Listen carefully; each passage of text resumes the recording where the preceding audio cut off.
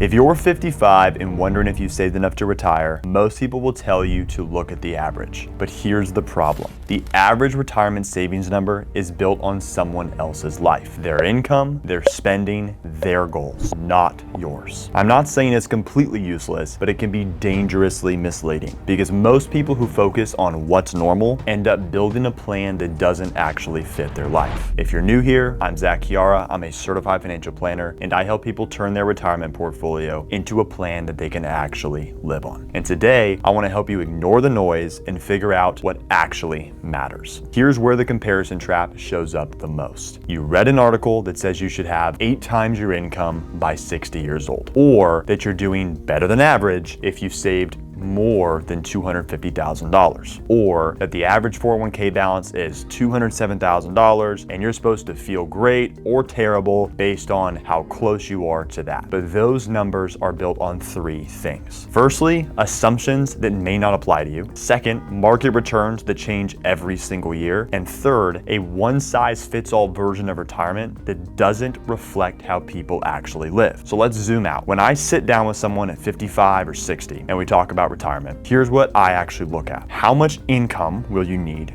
realistically after accounting for taxes, healthcare, and your lifestyle? What guaranteed sources do you already have? I'm talking things like Social Security, pension, rental income, so on. What's the actual gap that needs to be filled? And based on your investments, what's the most tax efficient way to fill it? Not just this year, but over the next 30. That is the foundation. Then we look at strategy, withdrawal order, Roth conversions, risk alignment, and long-term planning. None of that shows up in a chart comparing your savings to the average American. You could be in the 75th percentile for savings, still have no plan, and lose it all. Or you could have half the national average and still be on track to retire well if your expenses are low and your strategy is optimized. So if you've been carrying around guilt or overconfidence just based on how much you've saved compared to some benchmark online, let me offer you a different lens. What matters isn't how you compare, it's how clearly you understand your own numbers. Because when you do, everything gets easier. You stop guessing, you stop fearing the market, and you stop relying on rules of thumb that don't apply to your life. If you're looking for more personalized, in-depth resources, I left a bunch in the description, so you can click the link below to check that out, and be sure to subscribe for weekly early retirement videos.